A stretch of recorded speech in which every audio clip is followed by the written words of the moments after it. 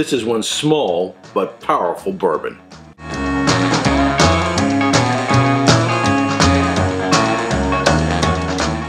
Welcome to another episode of Erik Wait Whiskey Studies, and in this video I'm going to do a review of a San Diego Distillery Bourbon American whiskey. Now, a couple years ago I visited the distillery down in San Diego, which is sort of my second hometown.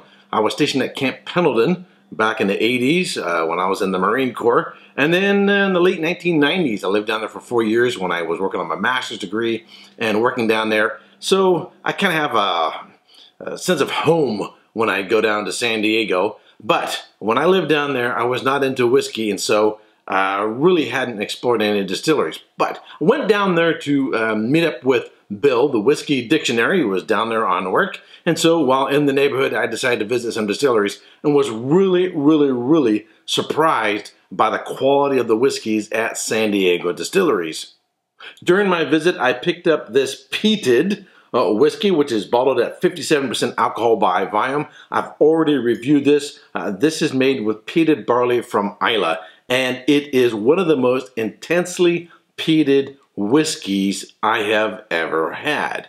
Now, when I was there, I also tasted a bourbon, which I believe, if I recall correctly, I bought it at 52% alcohol by volume, which has a white label. This is a black label, bottled at 46%, and has a little bit more wide distribution. You can probably find it in a lot of your large chain whiskey stores. But before I get into this whiskey, here are my notes. San Diego Distillery Bourbon is made up of a mash bill of 51 to 55% corn and 45 to 49% Vienna malt. It is aged in numerous barrels, including a 5-gallon, a 10-gallon, a 15-gallon, a 23-gallon, and a 30-gallon new oak. The 92 proof bottles are available in 375 and 750, and the cask strength are available in 375. The 92 proof 375 milliliter bottle sells for about $37 here in the United States. Now, when I first tasted this whiskey, I was really surprised. You know, it's at 46%, whereas the one I tasted at the distillery was at 52%. And I was sort of expecting sort of a milder whiskey, but really was surprised at the power and strength of this whiskey. First of all, visually, I don't know if you can pick this up on the camera, but there's actually a slight red tinge to it, which I've seen in bourbons before, namely a Booker's Kitchen Table. But it looks really good. It has, you know, the caramel color and sort of that golden amber color, but there's a slight tinge of red in there as well, which seems to carry over on the nose, because what I get on the nose, yeah, it's got corn and caramels and vanilla and cinnamon, but the climate of that area of San Diego is not unlike Texas. The distillery is located about 13 miles inland away from the ocean, and on the map it's south of El Cajon. Essentially, if it wasn't for irrigation, that region would be a desert. It would look like much of just a little bit further south down into Mexico. So it's very dry, really hot and intense summers, and they use very small casks, or at least some, to have a more intense interaction between the oak and the whiskey. The result is, if I was tasting or smelling this blind, I would think this was actually from Texas, because it has that intensity that I've experienced from so many Texas distilleries, particularly, say, Garrison Brothers. So not only has it got a slight red tinge to it, there's actually sort of a, reminds me of like a chocolate cherry liqueur note to it. It does smell sweet on the nose, but it also has a very intense woodiness to it as well. Sort of a baked and charred wood. It has a grassy, herbal, not like the green grass, but like wild brush, which also reminds me a little bit of Garrison Brothers. It's got that sage, almost like, reminds me a little bit of maybe like a mesquite, or that sort of a wild brush character to it. Loads of spice, a lot of cinnamon, nutmeg, and a strong toasted oak character to it. It definitely has a character of a very, very, very warm climate, and you can tell it just has a lot of heavy extraction from the oak. All right, on the palate.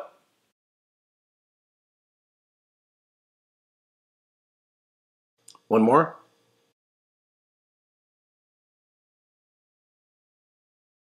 It's only 46% alcohol by volume. It doesn't have, maybe say, a lot of heat or warmth, although you get a little bit of that, you know, that little hug there, that little bourbon hug there.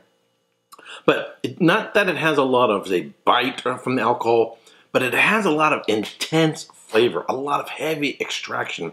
It does not need to be any higher in ABV to have more flavor. It is intensely flavorful. What I get on the palate is very similar to what I get on the nose. It's sort of a concentrated chocolate cherry syrup or liqueur. Yes, I get the heavy caramels, a cooked corn, baked corn, almost maybe barbecued corn if you stick it on a fire. Loads of vanilla, caramels, almost like a coffee note as well. But the oak, just wood, like charred wood, is also making itself known. So, in one sense, and it's sweet. It's very sweet.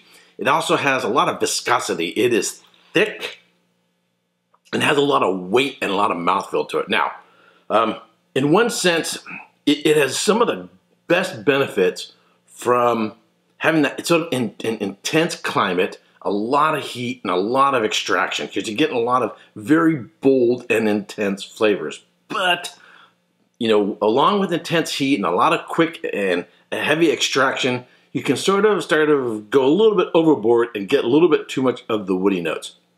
It has just a little bit of that, little bit too much of a heavy charred oak to it for my palate.